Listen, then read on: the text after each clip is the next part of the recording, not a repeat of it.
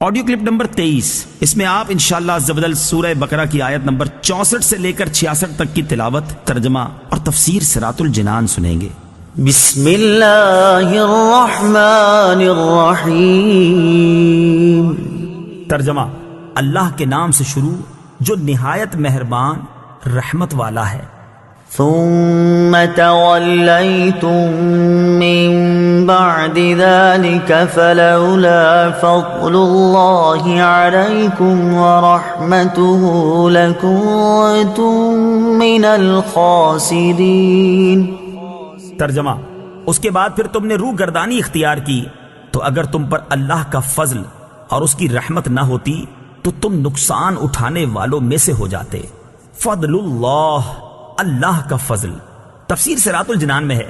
یہاں فضل و رحمت سے یا تو توبہ کی توفیق مراد ہے کہ انہیں توبہ کی توفیق مل گئی، اور یا عذاب کو مؤخر کرنا مراد ہے، یعنی بنی اسرائیل پر عذاب نازل نہ ہوا بلکہ انہیں مزید مہلت دی گئی۔ ایک قول یہ ہے کہ فضل الہی اور رحمت حق سے حضور سرور عالم صلی اللہ تعالی علیہ وسلم کی ذات پاک مراد ہے، اور معنی یہ ہے کہ اگر تمہیں خاتم المرسلین صلی اللہ تعالی علیہ وسلم کے وجود کی دولت نہ ملتی اور آپ صلی اللہ تعالی علیہ وسلم کی ہدایت نصیب نہ ہوتی تو تمہارا انجام ہلاک و خسران ہوتا۔ اس سے معلوم ہوا کہ حضور اقدس صلی اللہ تعالی علیہ وسلم مخلوق پر اللہ تعالی کا فضل بھی ہیں اور رحمت بھی ہیں۔ وَلَقَدْ عَلِمْتُمُ الَّذِينَ اعْتَدَوْا مِنْكُمْ فِي السَّبْتِ فَقُلْنَا لَهُمْ كُونُوا قِرَدَةً خَاسِئِينَ۔ ترجمہ: اور یقیناً تمہیں معلوم ہیں وہ لوگ جنہوں نے تم میں سے ہفتے کے دن میں سرکشی کی تو ہم نے ان سے کہا کہ دھتکارے ہوئے بندر بن جاؤ۔ الذین اعتدوا، جنہوں نے سرکشی کی، تفسیر صراط الجنان میں ہے۔ شہر ایلا میں بنی اسرائیل آباد تھے، انہیں حکم تھا کہ ہفتے کا دن عبادت کے لیے خاص کر دیں اور اس روز شکار نہ کریں اور دنیاوی مشاغل ترک کر دیں۔ ان کے ایک گروہ نے یہ چال چلی کہ وہ جمعہ کے دن شام کے وقت دریا کے کنارے کنارے بہت سے گڑھے کھودتے اور ہفتے کے دن ان گڑھوں تک نالیاں بناتے جن کے ذریعے پانی کے ساتھ آ کر مچھلیاں گڑھوں میں قید ہو جاتی، اور اتوار کے دن انہیں نکالتے اور کہتے کہ ہم مچھلی کو پانی سے ہفتے کے دن تو نہیں نکالتے۔ یہ کہہ کر وہ اپنے دل کو تسلی دے لیتے۔ 40 یا 70 سال تک ان کا یہی عمل رہا، اور جب حضرت داؤد علیہ نبینا علیہ الصلوۃ والسلام کی نبوت کا زمانہ آیا تو آپ علیہ الصلوۃ والسلام نے انہیں اس سے منع کیا اور فرمایا کہ قید کرنا ہی شکار ہے جو تم ہفتے ہی کو کر رہے ہو۔ جب وہ باز نہ آئے تو آپ علیہ الصلوۃ والسلام نے ان پر لعنت فرمائی اور اللہ تعالیٰ نے انہیں بندروں کی شکل میں مسخ کر دیا۔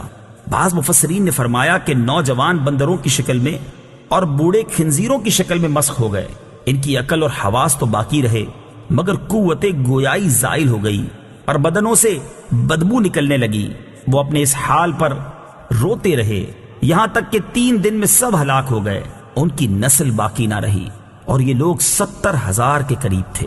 اس واقعے کی مزید تفصیل سورہ اعراف کی آیت 163 تا 166 میں آئے گی۔ حیلہ کرنے کا حکم۔ یاد رہے کہ حکم شرعی کو باطل کرنے کے لیے حیلہ کرنا حرام ہے، جیسا کہ یہاں مذکور ہوا، اور حکم شرعی کو کسی دوسرے شرعی طریقے سے حاصل کرنے کے لیے حیلہ کرنا جائز ہے، جیسا کہ قرآن پاک میں حضرت ایوب علیہ الصلوۃ والسلام کا اس طرح کا عمل سورہ صاد آیت نمبر 44 میں مذکور ہے۔ فَجَعَلْنَاهَا نَكَالًا لِمَا بَيْنَ يَدَيْهَا وَمَا خَلْفَهَا وَمَوْعِظَةً لِلْمُتَّقِينَ۔ ترجمہ: تو ہم نے یہ واقعہ اس وقت کے لوگوں اور ان کے بعد والوں کے لیے عبرت اور پرہیزگاروں کے لیے نصیحت بنا دیا۔ نکالن، عبرت، تفسیر صراط الجنان میں ہے۔ اس سے معلوم ہوا کہ قرآن پاک میں عذاب کے واقعات ہماری عبرت و نصیحت کے لیے بیان کیے گئے ہیں، لہٰذا قرآن پاک کے حقوق میں سے ہے کہ اس طرح کے واقعات و آیات پڑھ کر اپنی اصلاح کی طرف بھی توجہ کی جائے۔